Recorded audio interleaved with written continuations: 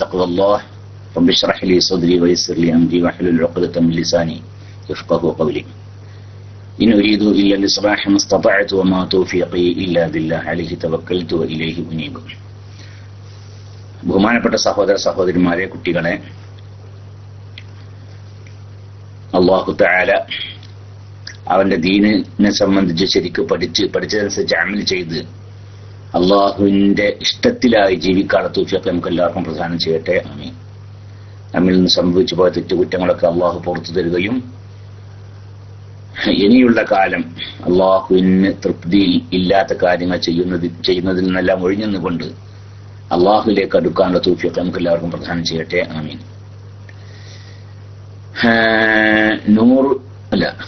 നാട്ടിൽ ഒരു മദ്ഹബ് നാലിൽ ഒരു മദ്ഹബ് സ്വീകരിക്കണം എന്ന് എന്തുകൊണ്ടാണ് പറയുന്നത്? മദ്ഹബ് ഇസ്ലാമിനെ സ്പ്ലിറ്റ് ആക്കുകയല്ലേ? ഒന്ന് വിശദീകരിക്കണം. നാലിലൊരു മദ്ഹബ് സ്വീകരിക്കാന്നുള്ളതല്ല ഉള്ളത്. ഒന്നുകിൽ ആൾ ഇജ്തിഹാദ് ചെയ്യുക. ഇജ്തിഹാദ് ചെയ്യാൻ കഴിവുള്ള ആളാണെങ്കിൽ ഇജ്തിഹാദ് ചെയ്ത് മസ്അലകളൊക്കെ കണ്ടുപിടിച്ച് അതനുസരിച്ച് അമൽ ചെയ്യുക. അതാ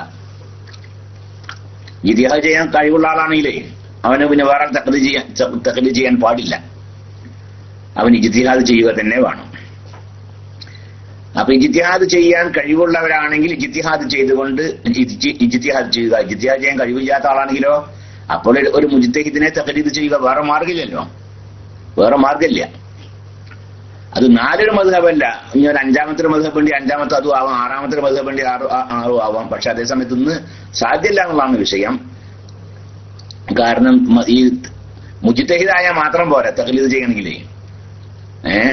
മുജ്തഹിദായ മാത്രം പോരാ അയാളെ തഖ്ലീദ് ചെയ്യണമെങ്കിൽ അയാൾ ഇജ്തിഹാദ് ചെയ്ത് കണ്ടുപിടിച്ച മസാലകളൊക്കെ ക്രോഡീകരിച്ച് വെക്കുമ്പോഴാണല്ലോ എന്നാലേ തഖ്ലീദ് ചെയ്യാൻ പറ്റുള്ളൂ. അല്ലാതെ അപ്പൊ ആ മുജ്തഹിദ് എന്തൊക്കെയാണ് ഇജ്തിഹാദ് ചെയ്ത് കണ്ടുപിടിച്ചെന്ന് അറിയില്ലെങ്കിൽ എന്താ ചെയ്യാ? അപ്പൊ വേറെയും മദ്ഹബിന്റെ വേറെയും മുജ്തഹിദീങ്ങളായ ഇമാമികളൊക്കെ ഉണ്ടായിരുന്നു. അവരൊക്കെ ഇജ്തിഹാദ് ചെയ്തിട്ട് അവർക്ക് ലഭിച്ച വിവരങ്ങളുണ്ടല്ലോ, അത് അവർ പിന്നെ തദ്വീൻ ചെയ്ത് അവർ രേഖപ്പെടുത്തി വെച്ചില്ല. അതുകൊണ്ട് അവർ ഇജ്തിഹാദ് ചെയ്യാൻ മാർഗമില്ലാതെയായി പോയി. എന്താണ് അവർ ഇന്ന വിഷയത്തിൽ അവരെന്താ പറഞ്ഞത് നമുക്കറിയില്ല. അതേ സമയത്ത് ഈ നാല് ഇമാമിങ്ങൾ അവർ ഇജ്തിഹാദ് ചെയ്ത് അവർ രേഖപ്പെടുത്തി വെച്ചു. അവരുടെ ശിഷ്യന്മാര് അവർ എത്തിച്ചേർന്ന വിഷയങ്ങളൊക്കെ അത് അവരെന്ത് ചെയ്ത് രേഖപ്പെടുത്തി വെച്ച്, പിന്നെ അതുപോലെ തന്നെ അവരുടെ ഉസൂൽ അനുസരിച്ച് ശിഷ്യന്മാരും തന്നെ അവരുടെ മദ്ഹബുകൾക്ക് വളരെ വിശാലമാക്കി. ചുരുക്കി പറയുകയാണെങ്കിൽ ഈ നാല് മദ്ഹബിൽപ്പെട്ട ഏതെങ്കിലും മദ്ഹബാണ് സ്വീകരിക്കുകയാണെങ്കിൽ പിന്നെ തപ്പിത്തറിയേണ്ടുന്ന ഒരു ആവശ്യം വരില്ല. എന്തൊരു വിഷയത്തിലുള്ള പരിഹാരങ്ങൾ അതിൽ കാണും. അപ്പൊ അതാണ്. അപ്പൊ നാല് മദ്ഹബ് ഇജ്തിഹാദ് തഖ്ലീദ് ചെയ്യാൻ നിർബന്ധമുള്ള വിഷയമല്ല. മുജ്തഹിദ് ആണെങ്കിൽ ഇജ്തിഹാദ് ചെയ്യാൻ പാടില്ല. പക്ഷെ മുജ്തഹിദ് അല്ലെങ്കിലോ ഒരു മുജ്തഹിദിനെ തഖ്ലീദ് ചെയ്യണം. അത് ഈ നാല് മുജ്തഹിദീങ്ങളുടെ ഇജ്തിഹാദിൽ നിന്ന് ഉരുത്തിരിഞ്ഞ വിഷയങ്ങളെ കൃത്യമായി രേഖപ്പെടുത്തി വെച്ചിട്ടുള്ളൂ. അതുകൊണ്ടാണ് ഇതിൽ നാലിലൊന്ന് പിന്നെ തഖ്ലീദ് ചെയ്യണം എന്ന് പറയാനുള്ള കാരണം അതാണ്. പിന്നെ ഉള്ളത് അത് ഈ സ്പ്ലിറ്റ് ഉണ്ടാക്കി തീർക്കൂല മുസ്ലിം ഉമ്മത്തിന്റെ ഇടയിൽ ഒരിക്കലുമില്ല. സ്പ്ലിറ്റിന്റെ വിഷയമല്ല അത്. ഈ നാല് മദ്ഹബിൽപ്പെട്ട ഏതെങ്കിലും ഒരു മദ്ഹബിനെ തഖ്ലീദ് ചെയ്യുന്നത് മൂലം മുസ്ലിം ഉമ്മത്ത് ഏകമായി തീരാണ് ചെയ്യുന്നത്. മുസ്ലിം ഉമ്മത്ത് ഏകമായി തീരാണ് ചെയ്യുന്നത്. ഈ നാല് മദ്ഹബിൽ ഏതെങ്കിലും ഒരു മദ്ഹബ് തന്നെ സ്വീകരിക്കാൻ നിർബന്ധമൊന്നുമില്ലല്ലോ. ഈ നാല് മദ്ഹബിൽ ഏതും സ്വീകരിക്കാം എന്ന വിശാലമായ മനസ്സുണ്ടാവുകയാണെങ്കിലോ അവിടെ ഒരു പ്രശ്നമില്ലല്ലോ അല്ലേ? ഏതൊരു ഇമാമിനെയും മറ്റുള്ളവർക്ക് തുറന്ന് നിസ്കരിക്കാം. അതിനൊക്കെയുള്ള മാർഗങ്ങളുണ്ട്. ഇനി ആ മദ്ഹബ് ആ ഇമാമ് പിന്നെ നിസ്കാരം നാളെ തുറന്ന് നിസ്കരിക്കുകയാണെങ്കിൽ അയാൾ നിസ്കാരം ഈ തുടർന്ന് അവരുടെ നിഗമനം അനുസരിച്ച് ആ ഇമാമിന്റെ നിസ്കാരം ബാത്തിലാണെങ്കിലോ എന്നാലും ഇയാൾക്ക് എന്ത് ചെയ്താൽ മതി? ആ ഇമാമിന്റെ മദ്ഹബൻ തഖ്ലീദ് ചെയ്താൽ മതി. അപ്പൊ അങ്ങനൊക്കെ ആ രീതിയിലൊക്കെ നാല് മദ്ഹബും ശരിയാണ്. അപ്പൊ ഏതും തഖ്ലീദ് ചെയ്യാം എന്ന വിശാലമായ മനസ്സുണ്ടാകുമ്പോൾ മുസ്ലിം ഉമ്മത്ത് ഒന്നാകുകയാണ് ചെയ്യാം. നേരെ മറിച്ച് ഇതില്ലെങ്കിലോ ഇതില്ലാത്തതിന്റെ ഗതികേടാണ് ഇപ്പൊ മുജാഹിദികൾക്ക് ഉണ്ട്. അതിലെ പിരിഞ്ഞിട്ട് കാരണം ഓരോരുത്തരാണ് ഇജ്തിഹാദ് ചെയ്യാൻ തുടങ്ങിയിട്ടേ പിരിഞ്ഞിട്ട് അവസാനം ഇപ്പൊ സക്കരിയ വിഭാഗം കൂടി പിരിഞ്ഞു നടന്ന് അവസാനം ഇപ്പൊ എന്തായിട്ടുണ്ട്? സംഘടന ഉണ്ടാക്കൽ തന്നെ എന്താണ്? സംഘടന ഉണ്ടാക്കൽ തന്നെ ബിദ്അത്താണ്. റസൂലുള്ളാഹിന്റെ കാലത്ത് സംഘടന ഒന്നുമില്ലല്ലോ, അതുകൊണ്ട് അതന്നെ ബിദ്അത്താണ്, അവർക്ക് എത്തിച്ചേർന്നിട്ടുണ്ട്. അപ്പൊ എന്താണ്? അതാണ് ഒരു അത് നേരെ മറിച്ച് നമുക്കത് ആ വിഷയം പറ്റും. ഒരു ഇമാം, ആ ഇമാമിന് ചില ഉസൂലുകളുണ്ട്, ആ ഉസൂലിൽ ഒതുങ്ങി നിന്നുകൊണ്ടുള്ള ഒരു നീങ്ങാണിയുണ്ടല്ലോ, അപ്പൊ അവിടെ പിന്നിപ്പം ഉണ്ടാവില്ല. അപ്പോ നാലാളൊരു മദ്ഹബ് സ്വീകരിക്കുന്നത് മൂലം മുസ്ലിം ഉമ്മത്തിന്റെ ഇടയിൽ ഐക്യവും കെട്ടുറപ്പും ഉണ്ടാവുകയാണ് ചെയ്യുക. അതേസമയത്ത് ഇതിൽ നിന്ന് ഒഴിവാകുമ്പോഴാണ് ആ സ്പ്ലിറ്റും മറ്റൊക്കെ ഉണ്ടാവുക എന്നാണ് അനുഭവം തെളിയിക്കുന്നത്. അസ്സലാമു അലൈക്കും. വലൈക്കും സ്സലാം വറഹ്മത്തുള്ളാഹി. എന്റെ വല്യമ്മാന്റെ ആങ്ങളെ ഇന്ന് മരണപ്പെട്ടു, ക്ലാസ് റൂമിൽ ദുആ ചെയ്യണേ ഉസ്താദെ.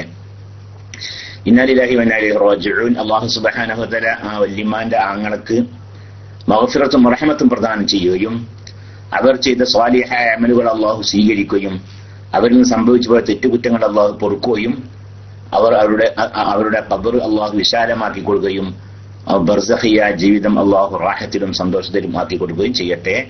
ആമീൻ. വസല്ലല്ലാഹു അലാ സയ്യിദിനാ മുഹമ്മദ്. അസ്സലാമു അലൈക്കും. വലൈക്കും സ്സലാം വറഹ്മത്തുള്ളാഹി. തവാഫിൽ സ്ത്രീ ഷോക്സ് കയ്യിൽ ധരിക്കുന്നതിന്റെ വിധി എന്ത്? തവാഫിൽ സ്ത്രീ ആവട്ടെ പുരുഷനാവട്ടെ കയ്യിൽ ഷോക്സ് ധരിക്കൽ ഹറാമാണ്. ഇഹ്റാം തവാഫിലാണല്ലേ ഇത്? ഏത് ഇഹ്റാമിലാണ്, തവാഫിൽ എന്നുള്ളതല്ല, ഇഹ്റാം ചെയ്താൽ ഹറാമാണ്. ഏത്? സ്ത്രീക്ക് മുഖം മറക്കൽ ഹറാമാണ് അല്ലെ?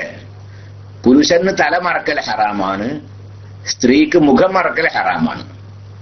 എന്നാല് മുഖമല്ലാത്ത കൈ മറക്കൽ ഹറാമുണ്ടോ? ഇല്ല. സ്ത്രീ കൈ മറക്കൽ ഹറാമില്ല, പക്ഷെ കയ്യില് ഷോക്സ് ഇടൽ ഹറാമാണ്. എന്താ രണ്ടും തമ്മിൽ വ്യത്യാസം?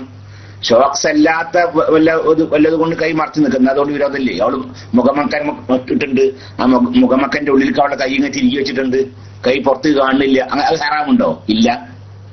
അപ്പൊ കൈ മറക്കൽ ഹറാമല്ല, മുൻകൈ മറക്കൽ ഹറാമല്ല, പക്ഷെ മുൻകൈയിൽ ഷോക്സ് ഇടൽ ഹറാമാണ്. അത് പുരുഷനായാലും ഹറാമാണ്, സ്ത്രീ ആയാലും ഹറാമാണ്. സ്ത്രീന്റെ കാര്യത്തിൽ അഭിപ്രായ വ്യത്യാസം ഉണ്ട് എങ്കിലും പ്രബലമായ അഭിപ്രായം അനുസരിച്ച് സ്ത്രീക്ക് ഷോക്സ് ഇടൽ ഹറാമാണ്. ഇത് കാലിനല്ലട്ടാ, കയ്യിനോറ, തെറ്റിദ്ധരിക്കരുത്. കയ്യിന് ഷോക്സ് എന്ന് പറയേണ്ടതില്ലല്ലേ? കയ്യിന് ഉറ ഇടുക, അത് ഹറാമാണ് സ്ത്രീക്കും പുരുഷനും. എന്നാൽ കൈ മറക്കൽ ഹറാമാണോ? അല്ല, ആ ഉറ ഇടലാണ് ഹറാം. സ്ത്രീന്റെ വിഷയത്തിൽ അവിടെ അഭിപ്രായ വ്യത്യാസം ഉണ്ടല്ലോ. പ്രബലമായ അഭിപ്രായം ഹറാമാണ് എന്നാണ്. പിന്നെ ഉസ്താദെ, ഭർത്താവ്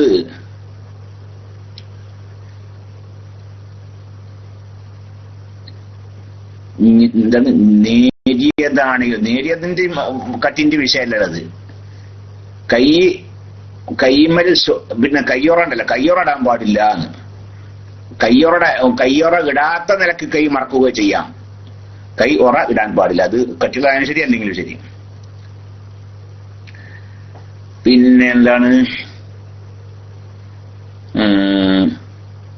ഉസ്താദെ, ഭർത്താവ് ജമാഅത്തുകാരൻ, ഭാര്യ സുന്നിയും, ഭർത്താവിന് പൊരുത്തമില്ല സുന്നിയിലെ ഓരോ കാര്യങ്ങളും ചെയ്യുന്നത് എന്ന് പറയുന്നു. അപ്പോൾ ഭാര്യ എന്താണ് ചെയ്യേണ്ടത്? മറുപടി പ്രതീക്ഷിക്കുന്നു. അതും അവന്റെ സമ്മതത്തിന്റെ ആവശ്യമൊന്നുമില്ല. അത് അവന്റെ സമ്മതത്തിന്റെ ആവശ്യമില്ല. ഒരു സ്ത്രീക്ക് അവളുടെ ദീനനുസരിച്ച് ജീവിക്കാൻ പുരുഷന്റെ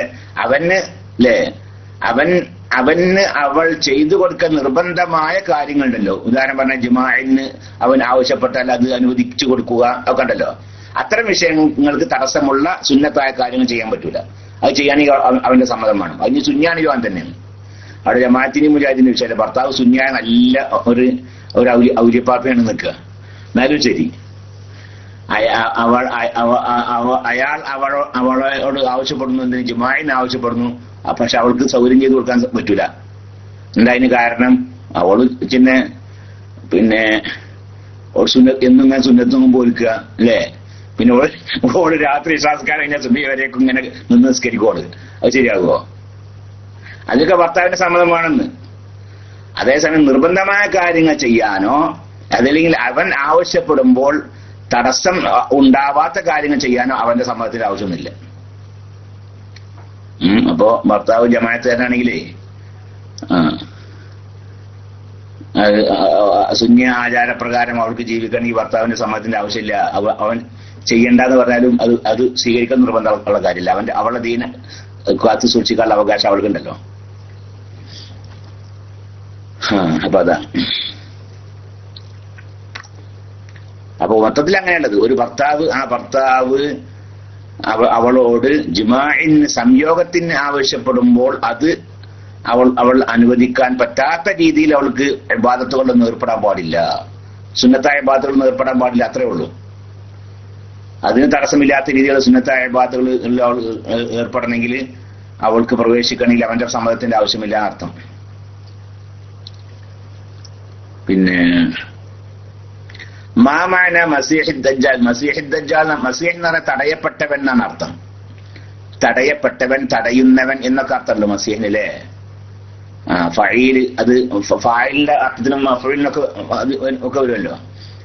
അപ്പോ മസീഹ് ദജ്ജാൽ തടയപ്പെട്ട ദജ്ജാൽ എന്നല്ല. അതിന് കാരണം അതാണത്രേ, ഈ ദജ്ജാലിന്റെ ഒരു കണ്ണ് തടയപ്പെട്ടിരിക്കുന്നു. ഒരു കണ്ണിന്റെ അവിടെ ഒന്നുമില്ല. ദജ്ജാൽ അങ്ങനെ ഒരു കണ്ണിന് കാഴ്ചയില്ല എന്ന് മാത്രമല്ല, ഒരു കണ്ണിന്റെ അവിടെ ഒന്നുമില്ല, കുണ്ടൊന്നുമില്ല. ഒരു കണ്ണ് ശരിക്കും, മറ്റേ കണ്ണിന്റെ അവിടെ ഒന്നുമില്ല. ആ കണ്ണിന്റെ പാടും കൂടില്ല. അങ്ങനത്തെ ആളാണ് ദജ്ജാൽ. വളരെ വൃത്തികെട്ട ഒരു ചങ്ങായിയാണ്.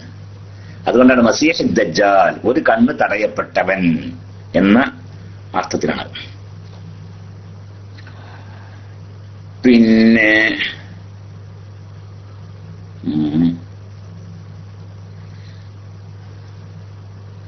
അസ്സലാമു അലൈക്കും. വലൈക്കും അസ്സലാം വറഹ്മത്തുള്ളാഹി. ഉസ്താദെ, എന്റെ ഭാര്യക്ക് വയറിന് സുഖമില്ല. സ്കാനിങ്ങിലും രക്തം ചെക്കിങ്ങിലും പ്രശ്നമൊന്നുമില്ല. രോഗം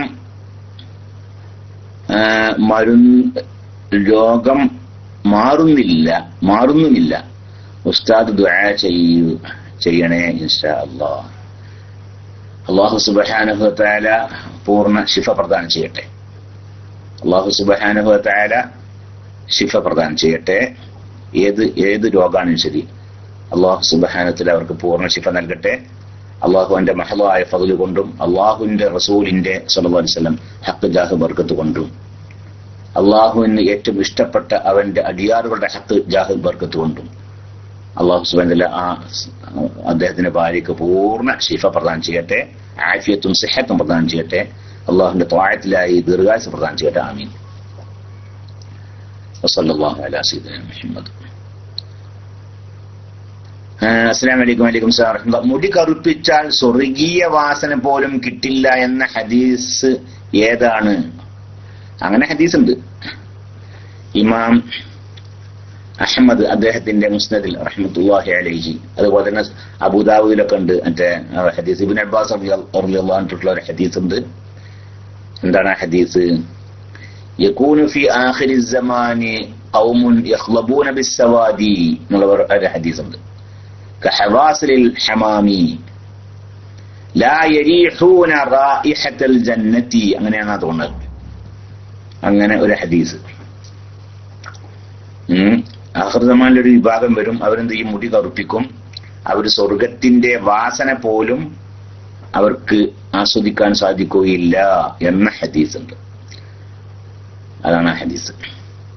ആ ഹദീസിനെ കുറിച്ച് വേറെ കേട്ടാ, ഏത് മുടി കറുപ്പിക്കൽ ഹറാമല്ല, അത് കറാഹത്തേ ഉള്ളൂ എന്നൊക്കെ പറഞ്ഞ മദ്ഹബുണ്ടല്ലേ. അപ്പൊ അവരെന്ത് ഈ ഹദീസിന് മറുപടി അറിയാം?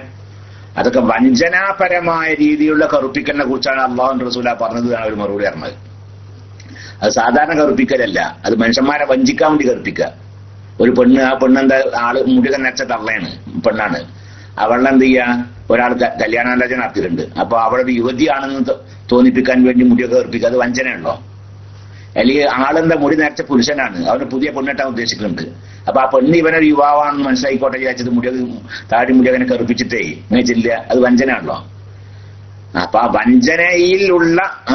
വഞ്ചനാ രീതിയിലുള്ള മുടി കറുപ്പിക്കുന്നതിനെ കുറിച്ചാണ് അല്ലാഹുവിന്റെ റസൂൽ പറഞ്ഞത് എന്നാണ് അവർ മറുപടി നൽകുക. എന്നാൽ നമ്മുടെ മദ്ഹബിലെ ഹറാമത്ത് തന്നെയാണ് അത്. ആ ഹദീസിന്റെ താല്പര്യം ത്തിനനുസരിച്ച് തന്നെയാണ് വിഷയമുള്ളത്. അപ്പൊ ഹദീസ് ഇങ്ങനെ ഉണ്ട് എന്നർത്ഥം. പിന്നെ 4 മാസമായി ജോലി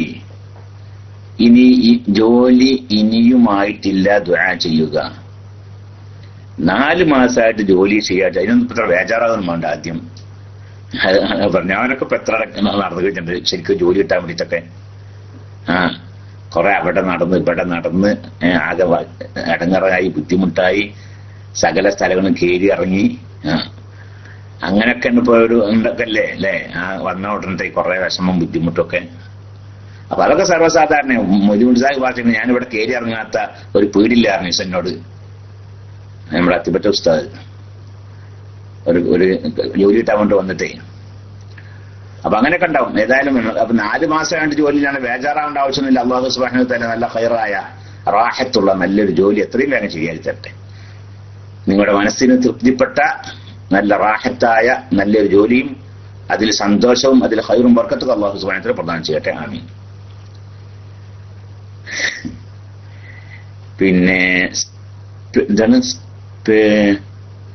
സെപ്റ്റി ടാങ്കിന്റെ മേലെ റൂം പണിതാൽ ആ റൂമിൽ നിസ്കരിക്കാൻ പറ്റുമോ? അത് കക്കൂസിന്റെ ടാങ്കിന്റെ ഒക്കെ കാരണം ഉദ്ദേശിക്കുന്നല്ലേ? അതാണ് സെപ്റ്റി ടാങ്ക് കാരണം. അതാ സേഫ്റ്റിയാണ്, അതായിരിക്കും. എന്തായാലും ശരി, ഒരു മോശമായ അതിന്റെ താഴെ മോശമായിരിക്കും. അതിന്റെ മേലെ പിന്നെ റൂം പണിയതിൽ അവിടെ നിസ്കരിക്കണോണ്ട് അതുകൊണ്ട് കുഴപ്പമൊന്നുമില്ല. നിസ്കരിക്കുന്ന ആളുടെ ശരീരത്തിൽ നജസ് ഉണ്ടാകാൻ പാടില്ല, വസ്ത്രത്തിൽ നജസ് ഉണ്ടാകാൻ പാടില്ല, നിസ്കരിക്കുന്ന സ്ഥലത്തും നജസ് ഉണ്ടാകാൻ പാടില്ല. നിസ്കരിക്കുന്ന സ്ഥലം എന്ന് പറഞ്ഞാൽ നിസ്കരിക്കുന്ന സ്ഥലത്തിൽ നിന്ന് അവന്റെ ശരീരം തട്ടുന്ന ഭാഗത്ത് നജസ് ഉണ്ടാകരുത് എന്ന് അത്രേ ഉള്ളൂ. അതിന്റെ അടിയിൽ നജസ് ഉണ്ടായി നിൽക്കുക, അതുകൊണ്ട് വിരോധമൊന്നുമില്ല, അതുകൊണ്ട് കുഴപ്പമൊന്നുമില്ല. അസ്സലാമു അലൈക്കും. വലൈക്കും സലാം വറഹ്മത്തുള്ളാഹി. ഞാൻ UAE ജോലി ചെയ്യുന്നു. ശമ്പളം ശരിക്ക് കിട്ടുന്നില്ല. പുരോഗതിക്ക് വേണ്ടി ദുആ ചെയ്യണം. അല്ലാഹു സുബ്ഹാനഹു വ തആല നല്ല ശമ്പളവും ആ ശമ്പളത്തിന് ലഭിക്കുന്ന വിഷയത്തിൽ കൃത്യതയും പിന്നെ അതിൽ ബർക്കത്തും ജോലിയിൽ സംതൃപ്തിയൊക്കെ അല്ലാഹു റബ്ബുൽ ഇസ്സത്ത് നിങ്ങൾക്ക് നൽകട്ടെ. അല്ലാഹുവിന്റെ റസൂലുള്ളാഹി സ്വല്ലല്ലാഹു അലൈഹി വസല്ലം തങ്ങളുടെ ഹഖ് ജാഹ് ബർക്കത്ത് കൊണ്ട് നിങ്ങൾക്ക് നല്ല ശമ്പളവും ജോലിയിൽ നല്ല സംതൃപ്തിയും ബർക്കത്തും സന്തോഷമൊക്കെ അല്ലാഹു പ്രദാനം ചെയ്യട്ടെ. ആമീൻ. അസ്സലാമു അലൈക്കും. വലൈക്കും സലാം വറഹ്മത്തുള്ളാഹി. ഉസ്താദെ, എന്റെ ഭാര്യയുടെ ബാപ്പ സുഖമില്ലാതെ നിങ്ങള് ഈ ഫിഖ്ഹി സംബന്ധമായ ചോദ്യത്തിന്റെ സമയമാണ്. അതിന്റെ ഇടയിൽ കൂടെ ഇങ്ങനെ PM ദുആ ചെയ്യുന്ന ആവശ്യപ്പെടുന്നതുകൊണ്ടും അതിങ്ങനെ ദുആ കൊണ്ടും നിങ്ങൾ ആരൊന്നും കരുതണ്ട. ഇപ്പൊ നമ്മുടെ സഹോദരന്മാരാണ്, സഹോദരിമാരാണ്. നമ്മൾ ദുആ ചെയ്താൽ അതുകൊണ്ട് ഫലം ഇവിടെ ദുആ ചെയ്താൽ നിങ്ങളൊക്കെ ആമീൻ ചൊല്ലിയാല് അത് അല്ലാഹു തആല സ്വീകരിക്കും എന്ന വിശ്വാസത്തിലാണ് ഓരോ വിഷമവും ബുദ്ധിമുട്ടൊക്കെ ഉണ്ടാവും ദുആ ചെയ്യാൻ വേണ്ടി പറഞ്ഞത്. അപ്പൊ അത് ഫിഖ്ഹി ചോദ്യത്തിന്റെ സമയമല്ലേ, അതിന് മറുപടിയല്ലേ പറഞ്ഞത്. ഇങ്ങനെ ദുആക്കാൻ നിന്നാ ശരിയാവുമെന്ന് ആരും വിചാരിക്കണ്ട. അത് നമ്മളെ കൊണ്ട് നമ്മുടെ സഹോദര സഹോദരിമാർക്ക് ചെയ്യാൻ സാധിക്കുന്ന ഒരു വിഷയം നമ്മൾ ചെയ്തു കൊടുക്കുക. അല്ലാഹു തആല അതിനൊക്കെ കൂലി നൽകട്ടെ. നമ്മൾ ദുആ ചെയ്യുന്നൊക്കെ അല്ലാഹു സുബ്ഹാനഹു വ തആല സ്വീകരിക്കട്ടെ. ആമീൻ. ഇപ്പൊ സാധാരണ ഇപ്പൊ ഉണ്ടാകല് ചോദ്യത്തിന് ഈ മസാല ചോദിക്കണേക്കാളും കൂടുതൽ ദുആക്ക് ആവശ്യപ്പെടില്ല ഇപ്പൊ ഉണ്ടാകലില്ലേ? ഉണ്ടാവുമല്ലോ അങ്ങനെ. അപ്പോ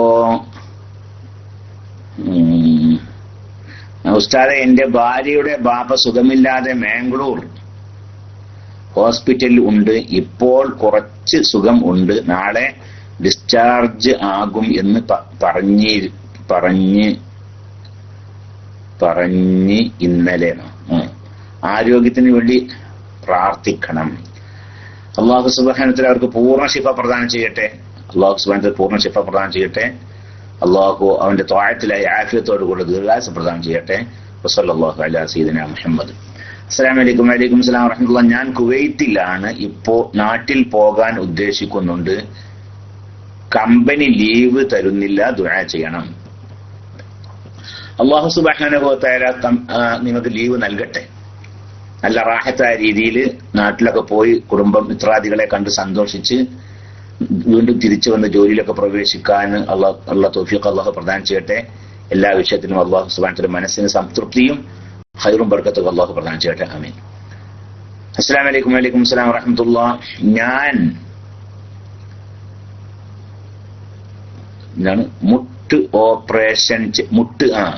മുട്ട് ഓപ്പറേഷൻ ചെയ്തു ശരിയായില്ല. ഞാൻ ജോലിക്ക് വേണ്ടി NDI കമ്പനിയിലേക്ക് തിരിച്ചു വന്നു. ജോലി ചെയ്യാൻ വയ്യ. ഞാൻ നാളെ തിരിച്ചു പോവുകയാണ്. എന്റെ രോഗം പെട്ടെന്ന് സുഖമാവാൻ ദുആ ചെയ്യണം. റബ്ബേ, അല്ലാഹു സുബ്ഹാനഹു വ തആല നിങ്ങൾക്ക് പൂർണ്ണ ശിഫ പ്രദാനം ചെയ്യട്ടെ. പിന്നെ അല്ലാഹു പൂർണ്ണ ശിഫ പ്രദാനം ചെയ്യുകയും ആഫിയത്തും സിഹത്തും പ്രദാനം ചെയ്യുകയും ആഫിയത്തോടു കൂടി സിഹത്തോടു കൂടി അല്ലാഹു അവന്റെ ത്വാഅത്തിലായി ദീർഘായുസ് പ്രദാനം ചെയ്യുകയും ചെയ്യട്ടെ. ഹലാലായ രീതിയിൽ സമ്പാദിക്കാനുള്ള മാർഗം എവിടെയാണോ ഉള്ളത് അത് നിങ്ങൾക്ക് അല്ലാഹു തുറന്നു തരട്ടെ. പിന്നെ വിദേശത്ത് കൊണ്ടൊരു കമ്പനി ജോലി ചെയ്യുന്നതിനേക്കാളും ഹൈർ നാട്ടിൽ നിൽക്കുകയാണെങ്കിൽ അങ്ങനെ എത്ര ആളുകളുണ്ട്, അങ്ങനെ എത്ര ആളുണ്ടേ അല്ലേ? അങ്ങനെ എത്ര ആളുണ്ട്.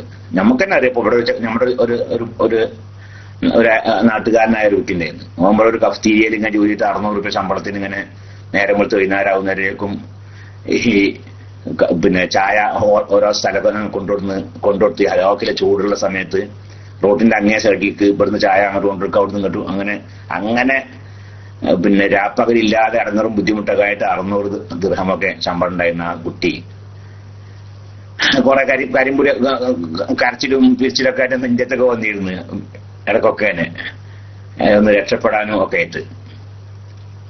അങ്ങനെ ഇപ്പൊ ആ കുട്ടി നാട്ടിൽ പോയി.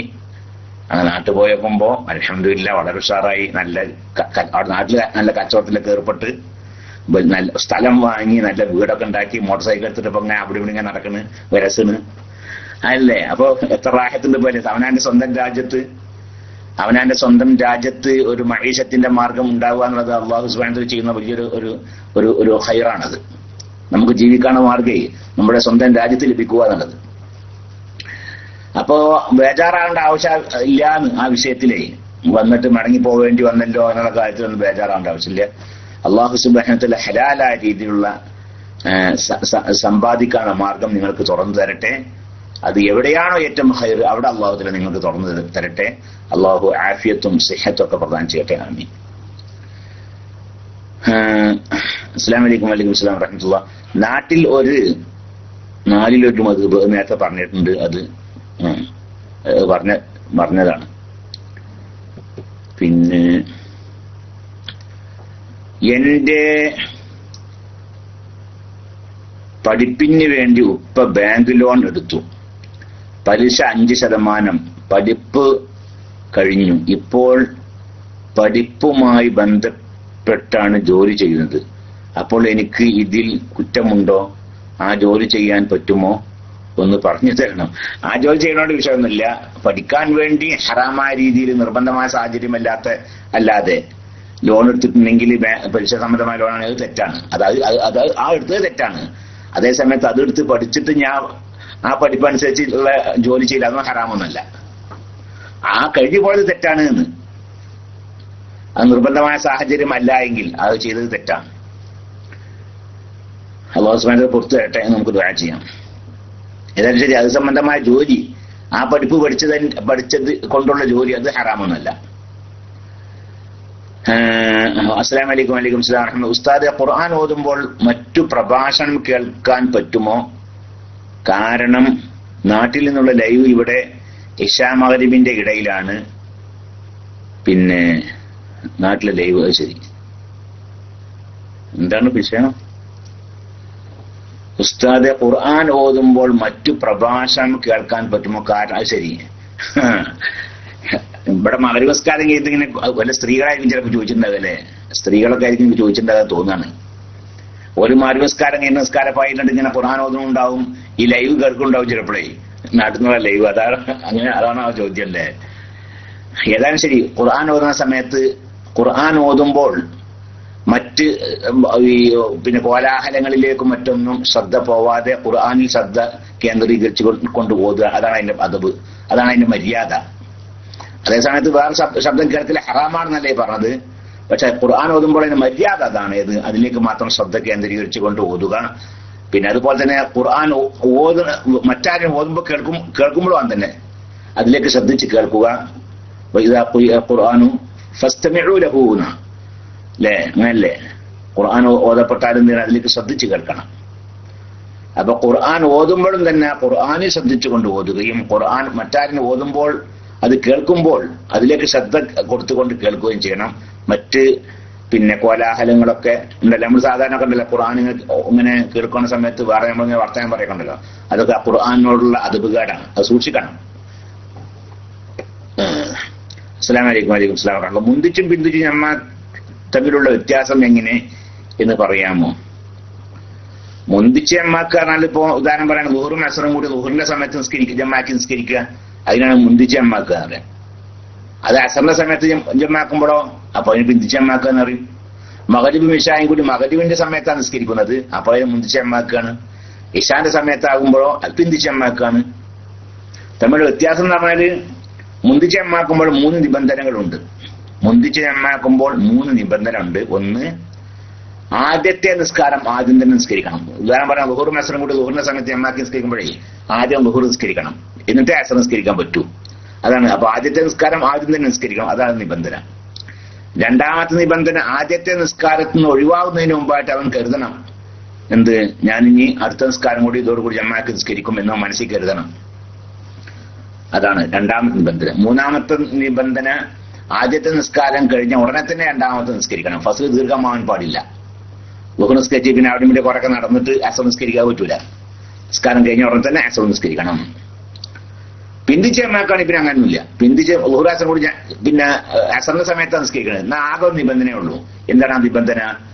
ളുഹർ ആദ്യത്തെ വഖത്ത് ഖളാ ആവുന്നതിന് മുമ്പായിട്ട് അവൻ കരുതണം, ഈ നിസ്കാരം ഞാൻ അടുത്ത വഖത്തിൽ ജമാഅത്ത് നിസ്കരിക്കും എന്ന് കരുതണം. ആ നിബന്ധന മാത്രമേ ഉള്ളൂ. ആ ളുഹർ അസ്ർ കൂടി അസ്റിന്റെ സമയത്താണ് നിസ്കരിക്കുന്നത്. അപ്പോ ളുഹറിന്റെ വഖത്ത് ഖളാ ആവുന്നതിന് മുമ്പായിട്ട് കരുതുക, ഞാൻ ഈ ളുഹർ നിസ്കാരം അസ്റിന്റെ സമയത്ത് അസ്റിനോട് കൂടി ജമാഅത്ത് നിസ്കരിക്കും എന്ന് മനസ്സിൽ കരുതുക. അങ്ങനെ പിന്തിച്ച് ജമാക്കുകയാണെങ്കിൽ അവിടെ പിന്നെ ആദ്യം ളുഹർ നിസ്കരിക്കാം, അസ്ർ നിസ്കരിക്കാം. ളുഹർ നിസ്കാരം ആദ്യത്തെ നിസ്കാരം കഴിഞ്ഞിട്ട് പിന്നെ കുറെ കഴിഞ്ഞ് അസ്ർ നിസ്കരിച്ചാലും മതി. ഫസ്ല് അടുപ്പമാവണം എന്നില്ല, ദൂരമാകുന്നത് കൊണ്ട് പിന്നെ ദീർഘിക്കുന്നത് കൊണ്ട് വിരോധമില്ല. ആ ഒരു നിബന്ധന മാത്രമേ ഉള്ളൂ. പിന്നെ അസ്സലാമു അലൈക്കും. വലൈക്കും സ്സലാം വറഹ്മത്തുള്ളാഹി. ഒരാൾക്ക് 3 മക്കളുണ്ട്, ഒരു പുരുഷൻ 2 സ്ത്രീ. അനന്തരാവകാശ മസലല്ലേട്ടാ, ഞാൻ ഇന്നലെ ഈ ഇത് കണ്ടിരുന്നു. അതായത് ഞാൻ PM-ലൂടെ മറുപടി കൊടുത്തോളൂ, എനിക്കറിയില്ല, ഉണ്ടാവണം. ഇത് അനന്തരാവകാശ മസല ചോദിക്കല്ലേ, ഞാൻ അങ്ങനെ വിചാരിച്ചിട്ട് ഞാൻ ഇന്നലെ ഒരാൾക്ക് 3 മക്കളുണ്ട്, 2 ആണ് 1 പെണ്ണെന്നൊക്കെ കണ്ടപ്പോഴേ, അപ്പൊ അതല്ല, ഇത് വേറെ വിഷയമാണ് ചോദിക്കണത്. 3 മക്കളുണ്ട്, ഒരു പുരുഷനും 2 സ്ത്രീ. അവരുടെ മുതലുകൾ പെൺമക്കളെ പറഞ്ഞു പറ്റിച്ച് ഒപ്പിടിയിച്ച് പുരുഷന്മാർ എടുത്തു. അവരോടുള്ള ബഹുമാനം കൊണ്ട് മനസ്സില്ലാ മനസ്സോടെ സ്ത്രീകൾ ഒപ്പിട്ട് കൊടുത്തു. അത് അവർക്ക് ഹലാലാകുമോന്ന്? ആങ്ങളാര് പറ്റിച്ച് പെങ്ങന്മാരെന്നേ കാക്കാടെ കുട്ടികൾ എന്നൊക്കെ പറഞ്ഞിട്ടുണ്ടാവും ചിലപ്പോ. ഞാൻ ഇപ്പൊ നിങ്ങൾക്ക് ഇപ്പൊ അങ്ങനെ ചെയ്ത് തന്നിട്ട് എങ്ങനെ ചെയ്ത് തന്നിട്ടില്ല, എനിക്കിപ്പോ എന്താ ഉള്ളത് എന്നൊക്കെ എന്നെ പറഞ്ഞിട്ട് ഒപ്പിടിച്ച് അല്ലേ, ഓലെ പേര് രജിസ്റ്റർ ചെയ്തു. പിന്നെ കാക്ക പറഞ്ഞപ്പോ എങ്ങനെ ഒപ്പിടാതിരിക്കാന്ന് വിചാരിച്ചിട്ട് പറ്റാണ് ഒപ്പിടുകയും ചെയ്ത്. അത് ഹറാമാകുമോന്ന്? അത് ഹറാമാകുമോന്ന് ചോദിച്ചാൽ നമുക്ക് ലാഹിർ കൊണ്ടുള്ള വിധി ഉണ്ടല്ലോ. നിങ്ങൾ പ്രായപൂർത്തിയും ബുദ്ധി എത്തിയ കുട്ടികളാണ്, പെൺകുട്ടികളാണ്. അവരുടെ കാര്യം അവർക്ക് സ്വന്തം ചിന്തിക്കാൻ മാത്രമൊക്കെ ബുദ്ധിയൊക്കെ ഉള്ള ആ സീസണിൽ അവരാണ്. അവർ ഒപ്പിട്ട് കൊടുത്തു നിൽക്കുക. അവരൊപ്പിട്ട് കൊടുത്താൽ അത് അയാൾക്ക് ഹലാല് തന്നെയാണ്. അത് അയാൾക്ക് ഹലാലാണ്. എന്തിനാണ് ഒപ്പിട്ട് കൊടുത്തത്? ഇതിലെ മനസ്സില്ല, നിങ്ങളെ സ്വത്ത് നിങ്ങൾക്ക് മനസ്സില്ല മനസ്സോടെ എന്ന് പറഞ്ഞാല് ഒപ്പിടാൻ പറ്റില്ല എന്ന് പറഞ്ഞാൽ എന്താ ചെയ്യാ? നിങ്ങൾക്ക് മനസ്സില്ല മനസ്സോടെ ആവട്ടെ, മനസ്സോ എന്തോ ആയിട്ട് ശരി, പ്രായപൂർത്തി എത്തിയ പിന്നെ സ്വന്തം ചിന്തിക്കാനൊക്കെ ഉള്ള പക്വതയും പാകവും ഒക്കെ എത്തിയ ആളുകളാണ്. അവരെന്ത് ചെയ്തു? അവരുടെ സ്വത്ത് മറ്റാൾക്ക് കൊടുത്താൽ അത് അയാൾക്ക് ഹലാലായിട്ടുണ്ട്. അങ്ങനെ അതിന്റെ വിഷയം തന്നെ. അല്ലെങ്കിൽ വേണ്ടിയതില്ല, ചെയ്യേണ്ടതിലല്ല. അപ്പോ ഒപ്പിടുന്നതിന് മുമ്പ് സൂക്ഷിക്കണം ഒക്കെ. പിന്നെ നിർബന്ധിക്കാണില്ലേ, നിർബന്ധിച്ച് ജയിപ്പിച്ച് നിൽക്കുക. ഒരാൾ നിർബന്ധിച്ചു, അയാളുടെ നിർബന്ധത്തിൽ നിന്ന് രക്ഷപ്പെടാൻ ഒരു മാർഗമില്ല. അങ്ങനത്തെ നിർബന്ധമായ സാഹചര്യമാണ്. ഏത് ബഹുമാനിച്ചുകൊണ്ട് മറ്റൊന്നല്ല. കാക്ക പറഞ്ഞപ്പോ എങ്ങനെ കേൾക്കാതിരിക്കുക? ആ നിലക്കല്ല. ഇടടി ഒപ്പ് എന്ന് പറഞ്ഞു. ഇടടി ഒപ്പ് എന്ന് പറഞ്ഞു. ഒരു റൂമിലെ ഒരു അടച്ചിട്ട റൂമാണ്, കത്തി ഊരി പിടിച്ചിട്ട് ഇഡലി ഒപ്പ് കയറുന്നു. അല്ലെങ്കിൽ ചങ്കിന്റെ അവിടെ തന്നെ കയ്യിൽ വെച്ചിട്ടുണ്ട്, ഇപ്പൊ ഇങ്ങനെ അല്ലെങ്കിൽ ഉപ്പിട്ട് ഇപ്പൊ പിടിച്ച് പോകും എന്നൊക്കെ പറഞ്ഞിട്ട്. അങ്ങനെ അവളുടെ തടി രക്ഷപ്പെടുത്താൻ വേറൊരു മാർഗം ഉണ്ടായില്ല, അങ്ങനെ ഒപ്പിട്ട് കൊടുത്താൽ നിൽക്കുക. എന്നാൽ അത് ഹറാമാണ് അല്ലേ? എന്നാൽ അത് ഹറാമാണ്. അത് കോടതിയിൽ എന്റെ ജീവൻ രക്ഷപ്പെടാൻ വേണ്ടി ഞാൻ ചെയ്തതാണ് എന്നൊക്കെ കോടതി പറഞ്ഞാൽ കോടതിക്ക് ബോധ്യപ്പെടുകയാണെങ്കിൽ അത് കോടതി അംഗീകരിക്കുകയും ചെയ്യും. ഇതല്ല, ഇതങ്ങനെ ഉണ്ടായിട്ടില്ലല്ലോ. അതുകൊണ്ട് തന്നെ ഇത് അയാൾക്ക് ഹറാമല്ല, ഹലാല് തന്നെയാണ്. അയാൾക്ക് ഹറാമാവണമെങ്കിൽ ഞാൻ നേരത്തെ പറഞ്ഞ പോലെ വളരെ ഭീഷണിപ്പെടുത്തിക്കൊണ്ടൊക്കെ ആവുമ്പോഴേ അത് ഹറാമാവുള്ളൂ.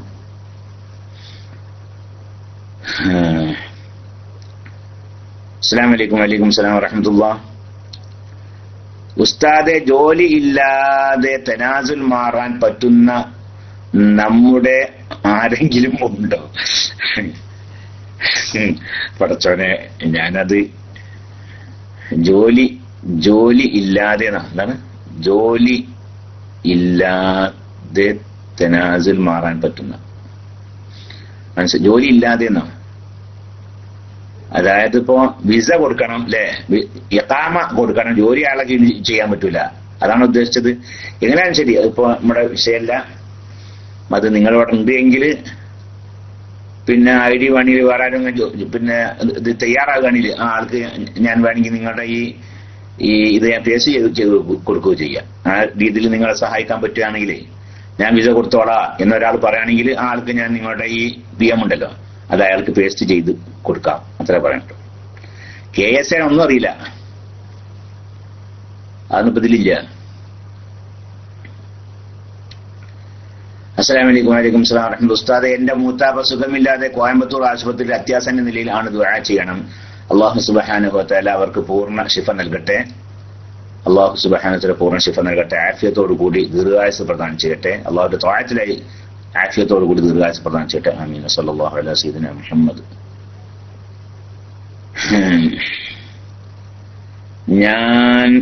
അസ്സലാമു അലൈക്കും. വലൈക്കും സലാം വറഹ്മത്തുള്ളാഹി. ഞാൻ 30-ന് നാട്ടിൽ പോകുന്നു, ദുആ ചെയ്യണം എന്ന്. ഉസ്താദിന്റെ വീട്ടിൽ പോകാൻ ആഗ്രഹമുണ്ട്. എന്റെ വീട്ടിൽ എപ്പോഴും വരികയാണെങ്കിലും സ്വാഗതം. ഞാനുള്ള സമയത്താണെങ്കിൽ അല്ലെങ്കിൽ എന്റെ വലിയ മക്കളൊക്കെ വീട്ടിലുണ്ടാകുന്ന സമയത്ത് നിങ്ങൾക്ക് എന്തെങ്കിലും കിട്ടുള്ളൂ, അങ്ങനത്തെ പ്രശ്നമുണ്ട്. അത് വളരെ ഒരു വിഷമമുള്ള ഒരു കാര്യമാണ്. ഏതായാലും ശരി, ഞാനും തന്നെ ഈ 31-ാം തീയതി നാട്ടിൽ വരുന്നുണ്ട്. അപ്പോൾ ഞാൻ തിരിച്ചു വരുന്നതിന് മുമ്പാണെങ്കിൽ ഇൻഷാ അല്ലാഹ് കാണുകയും ചെയ്യാം. അല്ലാഹു സുബ്ഹാനഹു യാത്രയൊക്കെ റാഹത്താക്കി തരട്ടെ. ആമീൻ. അമുസ്ലിം ക്ലീനിങ് ജോലി ചെയ്യുന്ന പള്ളിയിൽ നിസ്കരിക്കാൻ പറ്റുമോ? സൗദിയിലെ മാൾക്കാലിൽ അമുസ്ലിങ്ങൾ ജോലി ചെയ്യുന്നത് കാണാം. അമുസ്ലിങ്ങൾ പള്ളി മുസ്ലിങ്ങളാണ് വൃത്തിയാക്കണിച്ചിട്ട് അതുകൊണ്ട് പ്രശ്നമൊന്നുമില്ല, അതുകൊണ്ട് കുഴപ്പമൊന്നുമില്ല. പിന്നെ മുസ്ലിമാവട്ടെ അമുസ്ലിമാവട്ടെ അവര് നജസ് വൃത്തിയാക്കുന്ന കാര്യങ്ങളൊക്കെ നജസ് വൃത്തിയാവുന്ന രീതിയിൽ ചെയ്യണം, അത്രേ ഉള്ളൂ. അതിന് മുസ്ലിം തന്നെയാണ് നിൽക്കുക. ഇപ്പോ നജസ് ശുദ്ധിയാക്കുകയാണ്, ആ ശുദ്ധിയാക്കേണ്ട ക്രമത്തിലായിട്ടില്ലെങ്കിലോ ശരിയാവില്ലല്ലോ. ശുദ്ധിയാക്കുന്ന ആള് മുസ്ലിമോ അമുസ്ലിമോ ആവട്ടെ, അതുകൊണ്ട് പ്രശ്നമൊന്നുമില്ല, ശുദ്ധിയാവണം, അത്രേ ഉള്ളൂ, അതുകൊണ്ട് കുഴപ്പമില്ല. ഈസാ നബി ഉപയോഗിക്കുന്നില്ല. ഈസാ നബി എന്താണാവോ?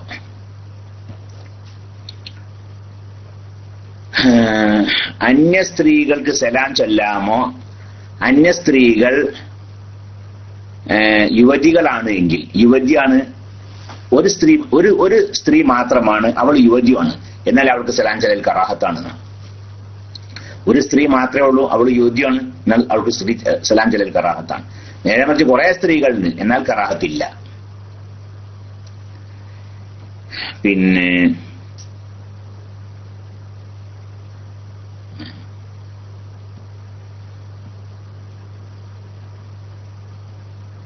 ഉപ്പാനെ കാണാനാണ്. അത് ശരി, എന്നെ കാണാനല്ല. വീട്ടിൽ പോകുന്ന എന്നെ കാണാനല്ല, ഉപ്പാനെ കാണാനാണെങ്കിൽ ഇൻഷാ അല്ലാഹ് ആയിക്കോട്ടെ.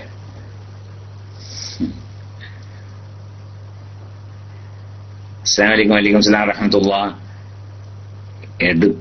എഡ്യൂക്കേഷണൽ ലോൺ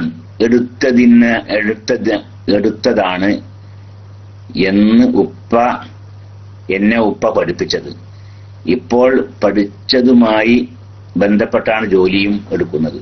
ഈ ജോലി ഹറാമാണ്. ഈ ജോലി ഹറാമല്ല. ഈ നിങ്ങൾ ചെയ്യുന്ന ജോലി ഹലാലായ ജോലിയാണെങ്കിൽ അതുകൊണ്ട് കുഴപ്പമൊന്നുമില്ല. നിങ്ങൾ ഹറാമായ രീതിയിലാണ് പഠിച്ചിരിക്കുന്നതെങ്കിൽ പിന്നെ ലോൺ എടുത്ത ആള് കുറ്റക്കാരനാണ് എന്ന്. നിങ്ങളെ പഠിപ്പിക്കുന്നത് നിർബന്ധമായ പഠിപ്പിക്കലാണ്, ഫർളായനായ കാര്യമാണ്. അത് ഫർളായനായ കാര്യം നമ്മൾ നാട്ടിൽ ലോൺസ് പഠിപ്പിക്കേണ്ട ആവശ്യമൊന്നും അല്ലേ?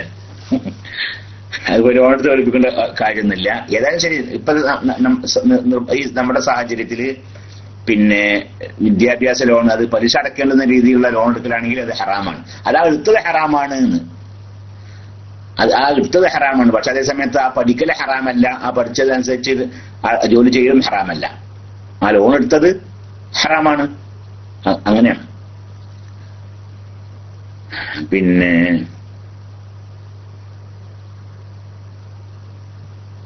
അസ്സലാമു അലൈക്കും. വലൈക്കും സലാം വറഹ്മത്തുള്ളാഹി. ഖുതുബ പരിഭാഷ ചെയ്യുന്ന ജുമുഅ ളുഹറായി നിസ്കരിക്കണം? അതൊന്നും വേണ്ട. ഖുതുബന്റെ അർക്കാനുകൾ, ഫർളുകൾക്ക് അറബിയിലായിരിക്കൽ നിർബന്ധമാണ് അല്ലേ? ഖുതുബന്റെ 5 ഫർളുകളും അറബിയിലായിരിക്കൽ നിർബന്ധമാണ്. അത് അറബിയിലായിട്ടില്ലെങ്കിൽ ഖുതുബ തന്നെ സഹിയാവൂല, അപ്പൊ ജുമുഅ സഹിയാവൂല. ഖുതുബന്റെ അർക്കാനുകളില്ലാത്ത തവാബികളും അറബിയിലാവലാണ് ഇത്തിബാ. അതാണ് സുന്നത്ത്. റസൂലുള്ളാഹി സ്വല്ലല്ലാഹു അലൈഹി വസല്ലം തങ്ങളും സഹാബത്തൊക്കെ അങ്ങനെയാണ്. അർക്കാനുകളും തവാബികളൊക്കെ അറബിയിലായിട്ടാണ് അവർ നിർവഹിച്ചത്. അപ്പൊ തവാബികളും അറബിയിലാവലാണ് ഇത്തിബാ. സുന്നത്ത് അങ്ങനെയാണ്. എന്നാൽ അർക്കാനുകൾ അറബിയിലാവൽ നിർബന്ധമാണ്. അതില്ല എങ്കിൽ ജുമുഅ സഹിയാവൂല. അപ്പൊ സഹിയാവുന്ന രീതിയിലാണ് പിന്നെ അവിടെ ഖുതുബൊക്കെ നടത്തണമെങ്കിൽ അതിൽ തുറന്ന് നിസ്കരിച്ചു നിൽക്കുക. അപ്പം നിസ്കാരം സഹിയാവും, പിന്നെ ജുമുഅ മടക്കി നിസ്കരിക്കൊന്നും വേണ്ട. അതേസമയത്ത് ഖുതുബ സഹിയാവാത്ത രീതിയിലാണ്, അർക്കാനുകളൊന്നും അറബിയിലായിട്ടില്ല, അല്ലെങ്കിൽ മുവാലാത്ത് മുറിഞ്ഞു പോകുന്ന രീതിയിലൊക്കെ പിന്നെ ആ അർക്കാനുകൾക്കിടയിൽ വേറെ കാര്യങ്ങൾ കൊണ്ടുവരലൊക്കെ സംഭവിച്ചിട്ടുണ്ട്. എന്നാൽ പിന്നെ അവിടെ ളുഹർ മടക്കി നിസ്കരിക്കുകയും വേണം. പിന്നെ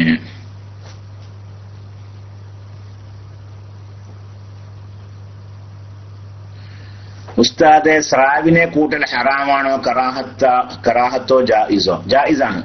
സ്രാവിനെ കൂട്ടല് ജായിസാണ്. പിന്നെ സമുദ്രജീവികളിൽ നിന്ന് ഹറാമാണ് ഏത്? ഇപ്പൊ തവളനൊക്കെ ഉണ്ടല്ലോ, തവളൊക്കെ തിന്നല് ഹറാമാണ്. അതുപോലെ തന്നെ മുതല, ഇങ്ങനെ കണ്ടല്ലോ പലതും. ഞണ്ടിന്റെ കാര്യത്തിൽ പറയണ്ട ഹറാമാണ് പ്രബലമായ അഭിപ്രായം. ഇത് കറാഹത്താന്ന അഭിപ്രായമുണ്ട്.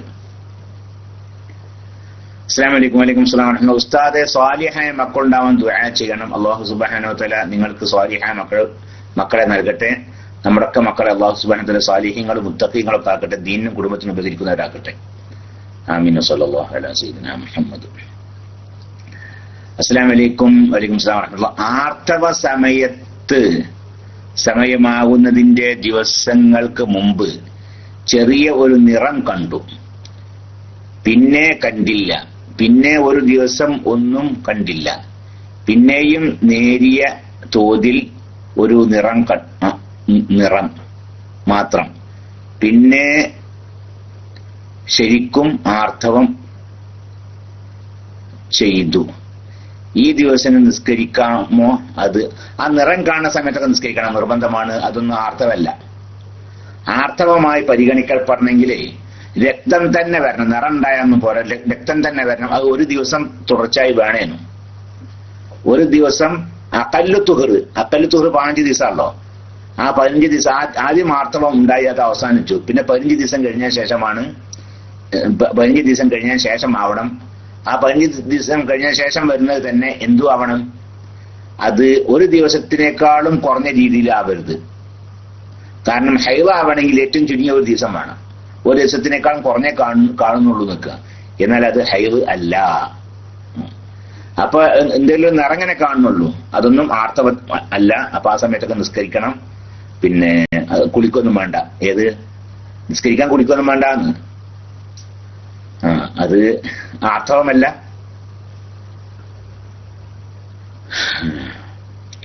ബാങ്ക് ലോൺ എടുത്ത് വീട് വെച്ചത് കാര്യങ്ങൾ എന്താണ്?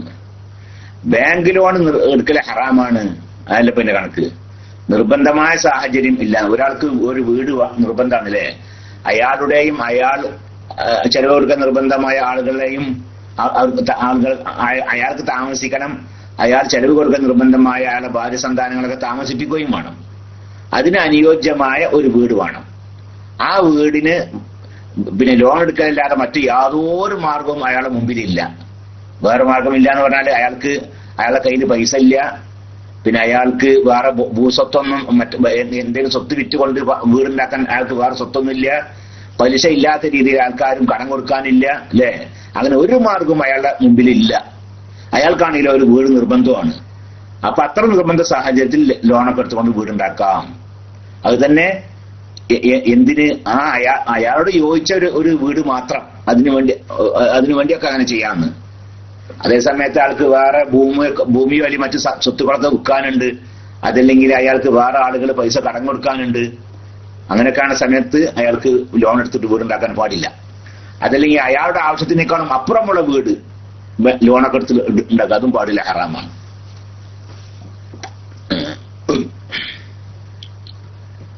പിന്നെ അസ്സലാമു അലൈക്കും. വലൈക്കും അസ്സലാം വറഹ്മത്തുള്ളാഹി. ഉസ്താദെ, ഇപ്പോൾ തന്നെ മറുപടി തരുമോ? ഒരാൾക്ക് പറഞ്ഞു കൊടുക്കാനാണ്. അതായത് വീട്ടിൽ ഒരു റൂം മസ്ജിദ് ആയി. ഇയാൾ പറഞ്ഞപ്പോ ഈ ചോദിച്ച ആളുണ്ടാ? വീട്ടിലൊരാൾ റൂം മസ്ജിദായി വഖഫ് ചെയ്താൽ അതിൽ ഇത്തിക്കാഫിന്റെ കൂലി കിട്ടുമോന്ന് അയാൾ പറഞ്ഞ? നേരത്തെ മറുപടി ഉണ്ട്, ആളുണ്ട്. ഇത്തിക്കാഫിന്റെ കൂലിയൊക്കെ കിട്ടും. വീട്ടിലൊരാൾ എന്ത് ചെയ്തു, ഒരു റൂമായി പള്ളിയായിട്ട് വഖഫ് ചെയ്ത് നിൽക്കുക. എന്നാൽ ആ റൂമിന് പള്ളിയുടെ അതേ വിധി തന്നെയാണ്. അതിൽ ഇത്തിക്കാഫ് ഇരുന്ന കൂലി കിട്ടും. സ്ത്രീകൾക്കൊക്കെ ഇത്തിക്കാഫ് ഇരിക്കാനും നല്ലതാണ്. വീട്ടിലെ റൂം പള്ളിയായിട്ടുണ്ട് കണിയിൽ സ്ത്രീകൾക്കൊന്നും അതിൽ ഇത്തിക്കാഫ് ഇരുന്ന കൂലി കിട്ടും. പക്ഷെ വേറെ പ്രശ്നമുണ്ട്. സ്ത്രീകൾക്ക് ഹൈദ് ഉണ്ടാകുന്ന സമയത്ത് അതിലേക്ക് പിന്നെ അതിൽ പോയിട്ടിരിക്കാനും പാടില്ല. കാരണം പള്ളിയിൽ ഹൈദുകാരികൾക്ക് പള്ളിയിൽ പ്രവേശിക്കാൻ പാടില്ലല്ലോ. അതുപോലെ വലിയ ശുദ്ധിയോട് കൂടി അതിൽ താമസിക്കാനും പാടില്ല. അങ്ങനത്തെ പ്രശ്നമൊക്കെ വരും. പിന്നെ അതിന് പുറമെ ഒരു റൂം പള്ളിയായിട്ട് വഖഫ് ചെയ്താൽ അതിന്റെ മേൽഭാഗത്തിനൊക്കെ പള്ളിന്റെ അതേ ഹുക്മ തന്നെയായിരിക്കും. അതിന് നേരെ മേലെ ഒക്കെ പള്ളിന്റെ അതേ ഹുക്മായിരിക്കും. അപ്പൊ അങ്ങനത്തെ പ്രശ്നങ്ങളൊക്കെ ഉണ്ട്.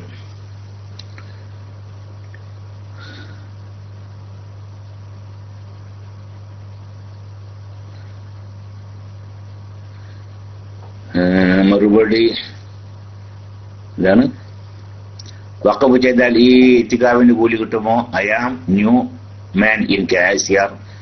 മർഹബൻ. മുമ്പ് ഇതിന് മറുപടി പറഞ്ഞിട്ടുണ്ടോ എന്നറിയില്ല. പറഞ്ഞിരുന്നു, തന്നെ പറഞ്ഞിട്ടുണ്ടല്ലേ? ഇല്ല.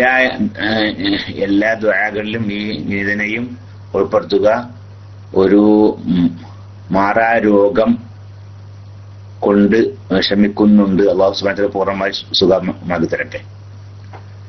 അല്ലാഹു സുബ്ഹാനഹു വ തആല നിങ്ങൾക്ക് ശിഫ പ്രദാനം ചെയ്യട്ടെ. ആമീൻ. സല്ലല്ലാഹു അലൈഹി വസല്ലം മുഹമ്മദ്. പിന്നെ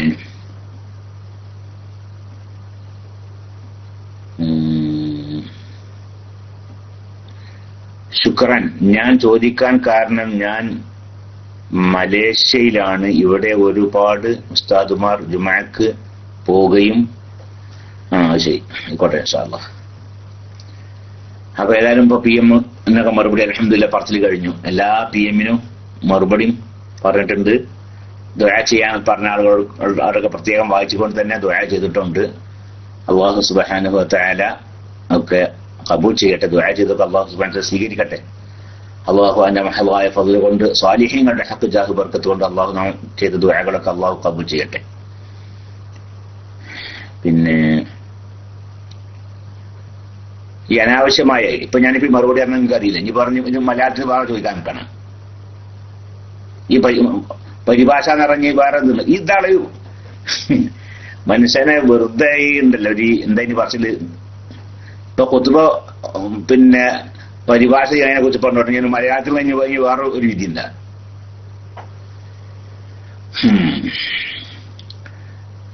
ഉസ്താദെ അസ്സലാമു അലൈക്കും. ഒരു ജോലിക്ക് വേണ്ടി എന്താണ് അസ്സലാമു അലൈക്കും. വലൈക്കും സലാം. ഉസ്താദ്, ഒരു ലോണ്ടറിയിലാണ് ജോലി ചെയ്യുന്നത്. ജോലി മാറാൻ ആഗ്രഹമുണ്ട്, ദുആ ചെയ്യണം. അല്ലാഹു സുബ്ഹാനഹു വ തആല ഖൈറായ നല്ല ജോലി തരട്ടെ. നിങ്ങളുടെ മനസ്സിന് തൃപ്തിപ്പെട്ട ഖൈറായ നല്ല ജോലിയും അതിൽ അല്ലാഹു ബർക്കത്തും പ്രദാനം ചെയ്തു തരട്ടെ.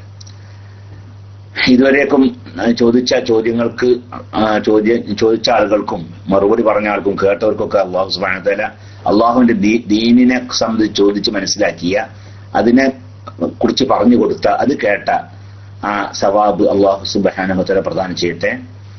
അള്ളാഹു രോഗികൾക്ക്, നമ്മിൽപ്പെട്ട രോഗികൾക്ക് നമ്മോട് ദുആ ചെയ്യാൻ വേണ്ടി ആവശ്യപ്പെട്ട അവരുടെ രോഗികൾക്കൊക്കെ അള്ളാഹു സുബ്ഹാനഹു വ തആല പൂർണ്ണ ശിഫ പ്രദാനം ചെയ്യട്ടെ. മരിച്ചു പോയവർക്ക് അള്ളാഹു മഗ്ഫിറത്തും റഹ്മത്തും പ്രദാനം ചെയ്യട്ടെ. അള്ളാഹു സുബ്ഹാനഹു വ തആല നമ്മിൽപ്പെട്ട വിദ്യാർത്ഥികൾക്ക് അള്ളാഹു അവരുടെ കാര്യങ്ങളൊക്കെ ശരിക്കും പഠിക്കുവാനും അതിനുള്ള ഫഹമും അഖലും ഒക്കെ അവർക്ക് അള്ളാഹു സുബ്ഹാനഹു വ തആല പ്രദാനം ചെയ്യട്ടെ. നല്ല പരീക്ഷകളിലൊക്കെ അള്ളാഹു നല്ല വിജയം പ്രദാനം ചെയ്യട്ടെ. ജോലിയില്ലാത്ത ആളുകൾക്ക് അവരോട് അനുയോജ്യമായ ഖൈറായ നല്ല ജോലിയും അതിൽ ബർക്കത്തും അള്ളാഹു പ്രദാനം ചെയ്യട്ടെ.